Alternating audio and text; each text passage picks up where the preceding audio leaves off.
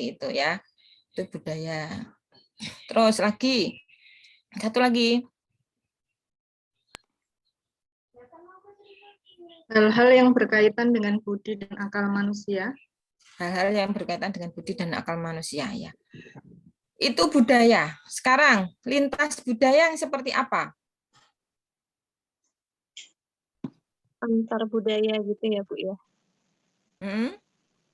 Antar kebiasaan manusia Antar dalam kebiasaan. kehidupan sehari-hari.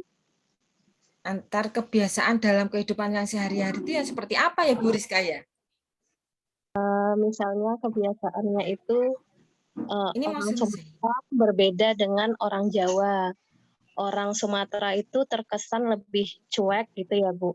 Sedangkan orang Jawa itu lebih ramah dan suka menyapa. Mungkin itu perbedaan kebiasaan sehari-hari di antara budaya-budaya tersebut. Iya. Ya, jadi gini. Jadi apa itu konseling lintas budaya? Akhirnya kan kita bicaranya budaya aja.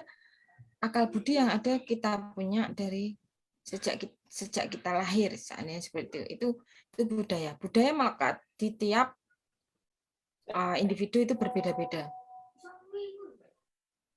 Ini nanti bisa sambung lagi di link yang tadi ya, kalau ini waktunya habis ya. Ya, bersambung lagi satu kali. Nanti keluar masuk lagi ya. Karena waktunya Zoom Bu Novi belum sambung ke yang langganan. Mas Sidik sudah membantu, terima kasih. Mungkin ini keluar dulu, nanti kita masuk lagi di link itu ya, link yang tadi ya, karena akan terhenti. Masih 8 berapa menit ini Mas Sidik? Bu.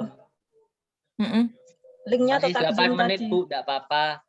Oh masih 8 menit, enggak apa-apa. Ya siap. Jadi dalam budaya setiap manusia, ya dalam budaya setiap manusia, kita mempunyai budi atau akal yang itu berkaitan dengan sistem pengetahuan yang ada dalam pikiran manusia. Dan kadang-kadang kebudayaan itu memang bersifat abstrak ya, bisa bersifat abstrak.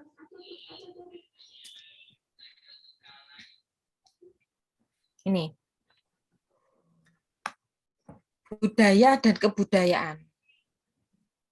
Budi atau akal yang berkaitan dengan budi manusia, akal manusia itu sistemnya tentu ada berbeda-beda karena manusia hidup sudah berada di lingkungan budaya. Sudah berada di lingkungan budaya, sudah dibentuk oleh keluarganya ya, yang di situ ada sistem budaya sendiri-sendiri. Pak Yetno dengan sistem budaya seperti apa akan berbeda dengan Mbak Fitra yang seperti apa. Nah, terus bagaimana ketika budaya itu sudah diwariskan ya, kita sebagai konselor harus bagaimana akhirnya dibayangkan saja dulu ya, dibayangkan saja dulu.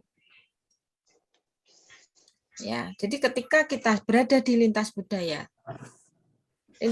itu apa? Ketika saya orang Jawa, saya tinggal di daerah Minang, di situ sudah terjadi perbedaan budaya antara budaya Jawa dengan Minang, dan disitulah sudah termasuk lintas budaya. Karena saya membawa budaya Jawa saya menuju di daerah yang saya tinggali, yaitu daerah Minang. Selanjutnya, konseling lintas budaya itu apa? Istilah konseling lintas budaya, cross culture itu lebih ke apa? Kalau ini istilah ya, istilahnya dari konseling lintas budaya itu bisa disebut multikultur, interkultur, atau transkultur. Jadi bisa dibayangkan ya, kalau ada yang Bu Novi bilang multikultur berarti sama dengan konseling lintas budaya, sama. Istilahnya bisa berganti-ganti. Dan bagaimana untuk konseling lintas budaya itu sendiri, ini bisa dilihat. Konselor dan klien merasakan persamaan budaya, meskipun sebenarnya secara budaya berbeda. Itu tidak disebut konseling lintas budaya. Ketika konselor dan klien secara budaya sama, tetapi mereka masing-masing merasa berbeda dalam budaya, baru itu disebut dengan konseling lintas budaya. Jadi dalam konseling lintas budaya ini yang menjadi standarnya adalah interaksi yang terjadi dalam hubungan konseling. Ketika kita merasakan persamaan budaya, Meskipun sebenarnya budaya kita berbeda ya jelas, karena kita berada dalam budaya yang berbeda, dalam keluarga yang berbeda akan membawa budayanya sendiri, ya kan? Nah, ketika konselor dan klien secara budaya udah sama, tetapi mereka merasa tetap berbeda secara budaya, baru itu disebut dengan konseling lintas budaya. Jadi dalam konseling lintas budaya ini yang menjadi standarnya adalah interaksi yang terjadi dalam hubungan konselingnya. Bagaimana agar konseling lintas budaya itu efektif? Tuntutan seorang konselor apa? Harus peka budaya dan melepaskan diri dari bias-bias budaya. Peka budaya dan lepaskan dari bias-bias budaya. Nanti di pertemuan ketiga ya kita ketemu bias budaya ya. Terus konselor pun harus memiliki keterampilan yang responsif secara kultur. Ini menurut Guns Pedersen dalam pidato pengumuman guru besar Profesor Dr. H.D.D. Supriyadi. Ketika ini sudah diketahui bahwa konselor harus peka budaya, harus bisa melepaskan diri dari bias budaya, dari keterampilan itu pun kita harus responsif. Keterampilan yang kita miliki, kita harus responsif.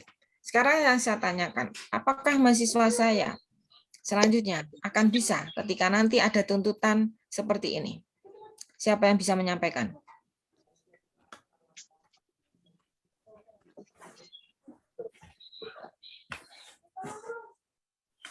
Bisa nggak menjadi yang peka budaya, bisa melepaskan diri dari bias-bias budaya, menjadi yang profesional seperti itu?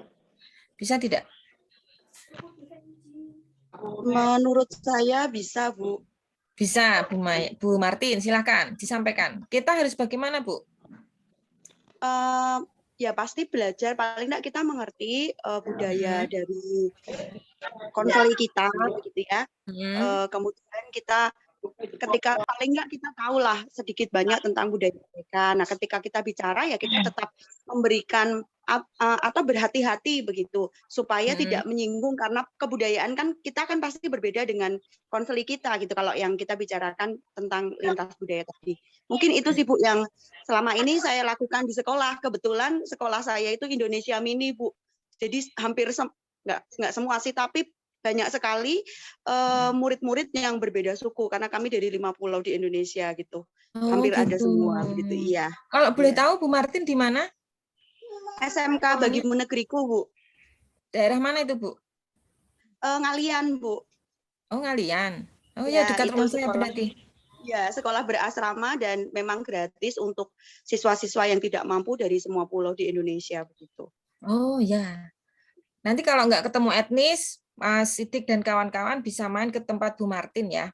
Ya, dengan senang hati teman-teman. Teman-teman yang reguler ya, Bu. Saya rekomendasikan ya, Bu. Ya, siap. Ya, ini ketika berkumpul antara yang reguler dengan yang RPL, yang terjadi adalah kerjasama. Dan ternyata maksud saya membawa Mas Sidik di sini tercapai. Terselubung Mas Sidik saya membawa jenengan ke sini. Karena apa? Pasti akan dibutuhkan praktek-praktek. Saya harus nembus di sekolah mana, Bu Novi.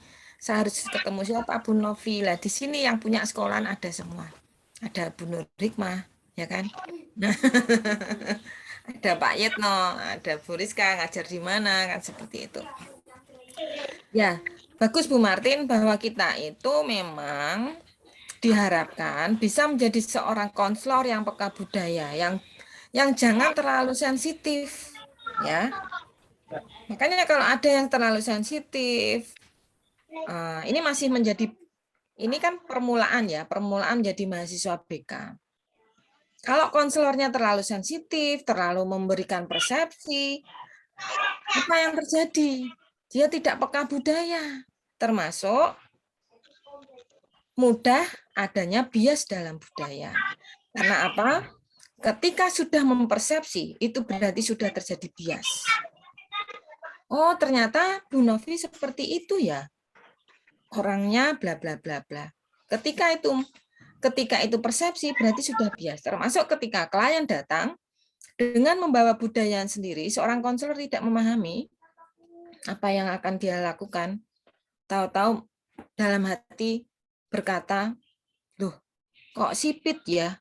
Wah, nanti mesti, nah itu sudah bias.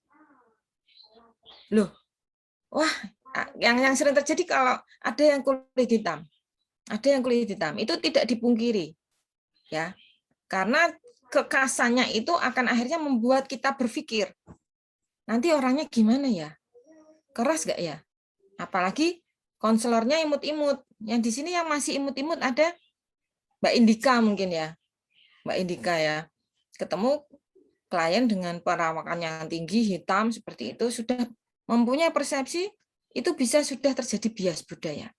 Makanya kita punya keterampilan, kita harus bisa fleksibel untuk hal itu. Untuk bisa melewati bahwa ini